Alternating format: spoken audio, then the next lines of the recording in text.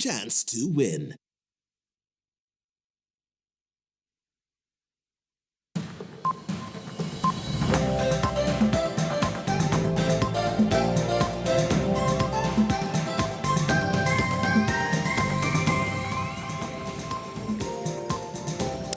Good afternoon. You are watching KTN News Desk. Let's start with the highlights. A civil society group now wants at least 15 candidates, including governors, barred from vying. Senate committee contemplates action against Governor Oparanya after he fails to honor summons, and at least 3 policemen killed, several injured after an IED explodes in Garissa County. Those are our top stories at this hour, among others that are making headlines. Civil society wanting about 15 candidates, including governors, barred from vying. Senate committee contemplates action against Governor Oparanya after he fails to honor summons, and at least 3 policemen killed during and several injured after an IED explodes in Garissa County.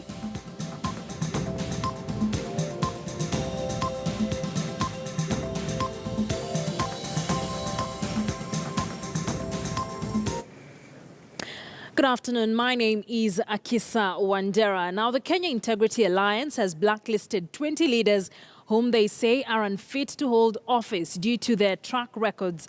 Among the leaders named is Nairobi Senator Mike Sonko, Governor Evans Kidero, Mombasa Governor Ali Hassan Joho and his Machakos counterpart Alfred Mutua, and Bungoma's Ken Lusaka, gubernatorial aspirant and former Devolution and Planning Cabinet Secretary Anne Waiguru, nominated Senator Elizabeth Ongoro, among others. The civil society says the leaders should not be allowed to contest in the upcoming elections over integrity issues.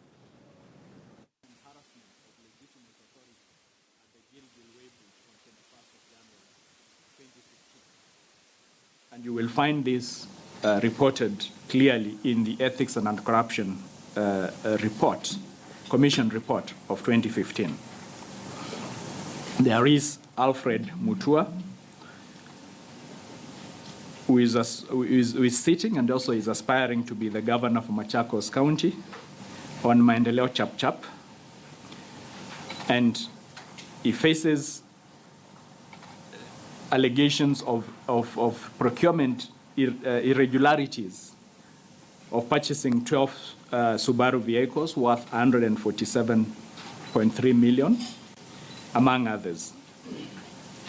There is Anne Waiguru, who aspires to be the governor for Kirinyaga County on a Jubilee ticket. And Anne Waiguru has investigations relating to the NYS theft, in which up to 1.5 billion shillings was lost. In fact, to correct myself, at least 1.9 billion shillings have been lost. And this was happening under her watch as the CS for devolution. And the audit that has been carried out and the investigations that have been carried out, of course, established that this money was lost. Just this month, the National Assembly Public Accounts Committee did pronounce Anne Waiguru unfit to hold public office. And the special audit report on the National Youth Service as well documents these issues.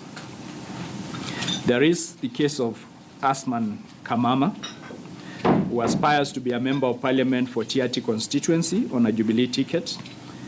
And the allegations are that he is involved in ongoing clashes and suspected of involvement in assassination of opponents. And there is a case a petition filed in Kakamega, petition number 6 of 2012 by the National Commission on Human Rights, and also a report by the National Commission on Human Rights. There is also Babayao Ferdinand Waititu, who aspires to be the governor for Kiambu County on a Jubilee ticket. And Mr. Waititu had already been declared unfit to hold office in 2015 in a case in which he had been appointed to take up position in a public entity, and the court found him unfit to hold public office. There are also questions around academic qualifications and allegations of hate speech and endangering of intercommunal harmony and cohesion. The other person is Cyprian Awiti, who aspires to be governor for Homa Bay County on an ODM ticket. And there are ongoing investigations by the Ethics and Anti-Corruption Commission into possible misappropriation of 200 million Kenya shillings meant for the Agro City project. And here there is the Auditor General's report that documents these issues. Then there is Elizabeth Ongoro, who aspires to be a member of parliament for Ruaraka constituency on an ANC ticket, and who has been accused of violence during the party nominations, which led her party, the Orange Democratic Movement, barring her from contesting. All right, let's now speak to our reporter, Shadrach Miti, who attended that particular forum. Shadrach, good afternoon. So they have given us the 20 names and why they think they should not be holding office. So what happens if the IEBC goes ahead and clears these candidates, because all of them are vying? Well, indeed, Akisa, that is the biggest challenge as far as this listing of the 20 individuals is concerned. Remember, the 2010 National Constitution prescribed clearly in Chapter 26 about leadership and integrity over what a leader who is aspiring to be elected or appointed to public office should observe. Now, unfortunately, in what maybe could be termed as a conspiracy by politicians, they came up with another act that was the Leadership and Integrity Act of 2012, where through that act they tried to water down and manipulate and maybe completely throw in tatters the exact meaning of chapter 6 of the Constitution that stipulated how a person seeking elective or appointive position was to be looked at. Now, although these organizations have come up and listed 20 individuals, and they have been very clear saying that they do not have any prosecutorial powers whatsoever, but what they did, basing on the figures and the data that is available from all legally binding institutions like the ESCC and other relevant authorities like the DCI and others, they have forwarded the names to the IEBC with a view or with the expectation that the IEBC will act within its mandate, because it is the IEBC that has the mandate legally to authorize or to clear anyone to run for the office. But again, even in the explanation, they tried to sound a bit not so sure what will happen, given that previously we had people who looked completely to have fallen short of the integrity test and maybe even far away from the threshold that was anticipated and forethought by the Constitution. And they went ahead to run in the 2013 general election. And even we remember when you asked them about the situation, if indeed they're trying to push for the IEBC to act upon these individuals, we asked them. The president was set in 2013 where the current president, that is Uhuru Kenyatta, and the deputy president, William Ruto, were having active cases in court about the for what would be called as crimes against humanity, but they were cleared and they ran for office. And so what hope do they have that even after they came up with these names, IEBC will bar them from running?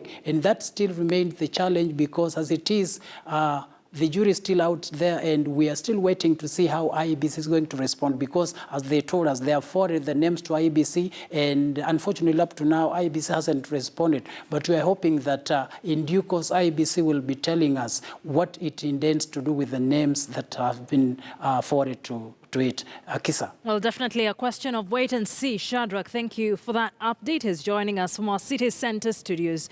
Now, A section of candidates from Embu aspiring to be elected in the August general election now want all politicians engaging in violent activities during campaigns barred from running. The candidates, led by PNU gubernatorial candidate Kithinji Kiragu, says IEBC should act tough on all these politicians to ensure that the elections are conducted in a free and fair manner. They asked the commission to only allow those with integrity to vie for office. Hakubaliwi yoyote anayesimama kuwa analeta mambo ya rushwa, analeta mambo ya furugu, ya vita, ya fujo, na hiyo katiba na sheria inawapatia IEBC madaraka ya kutosha kutokubali yoyote kusimama kama anaonekana hana maadili inavyohitajika katika katiba. If someone is a leader, is in leadership, or intends to contest, and that person has been involved in criminal activity, a person has been accused of hurting other people, like what happened in Manyata, I don't see the reason why the IEBC, on matters of integrity, such a person should be around to continue in being a leader. I would want IEBC to be very keen, especially when it comes to women and abuse. We have some candidates, and most of the time it's men. Even when a woman candidate is campaigning, you'll only get attacks from men, whether it is verbal or physical. We want IEBC to really protect the woman, because women are there from all levels, from the governors to the MCAs. Let women be protected in terms of violence. We want a peaceful campaign.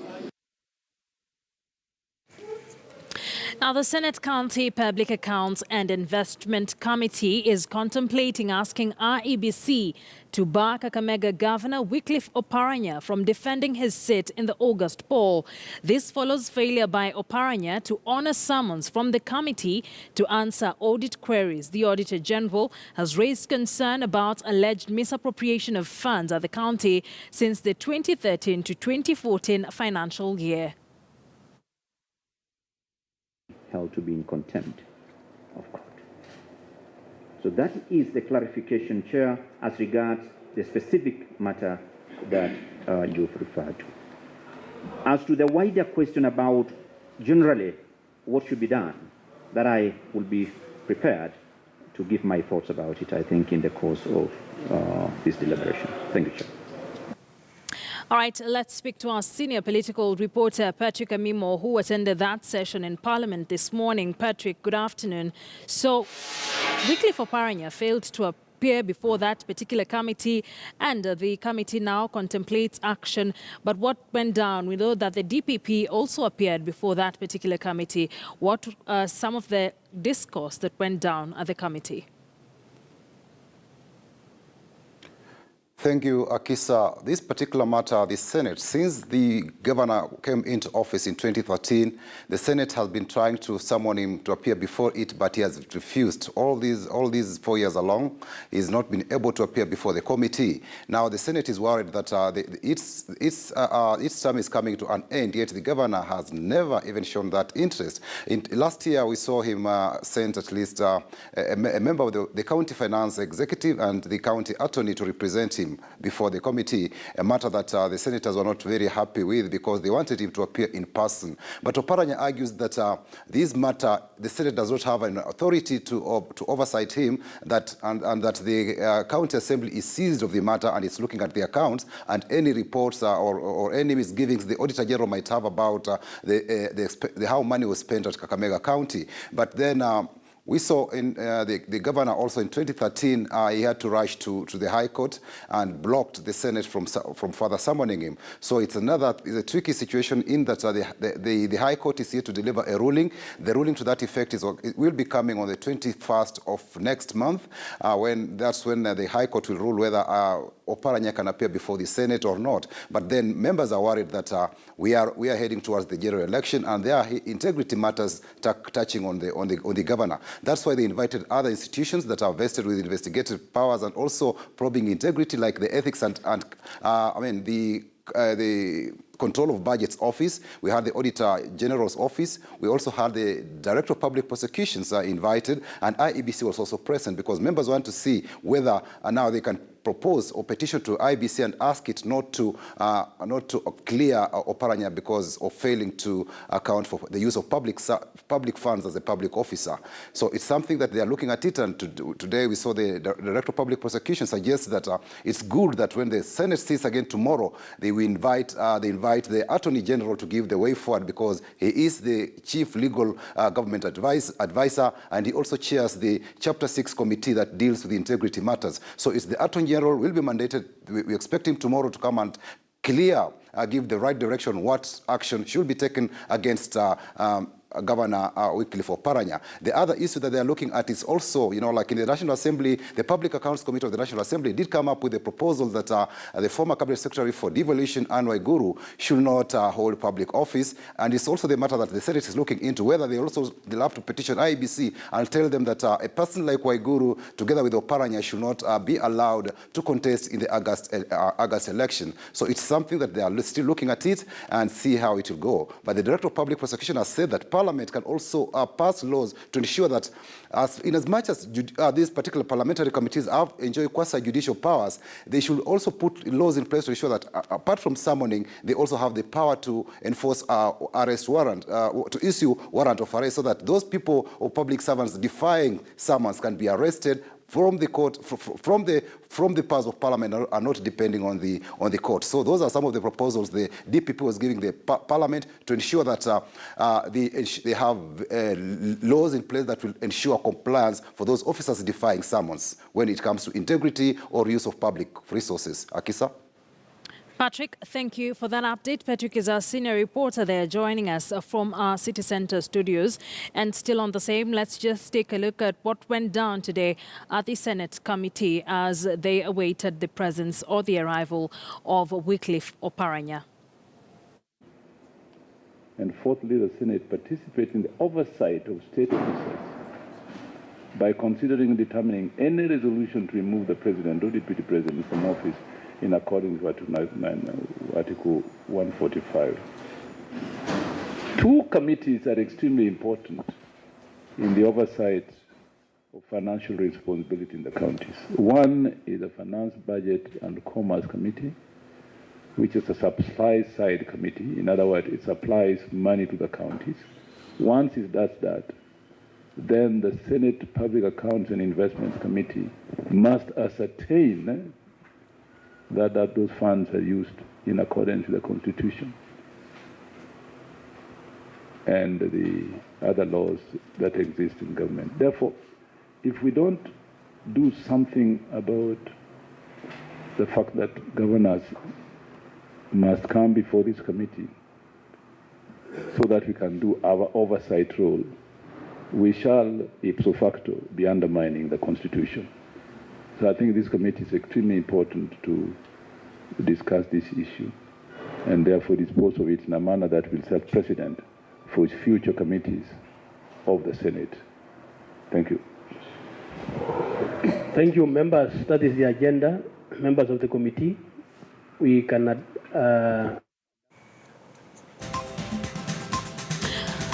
All right, let's now take a short break here on a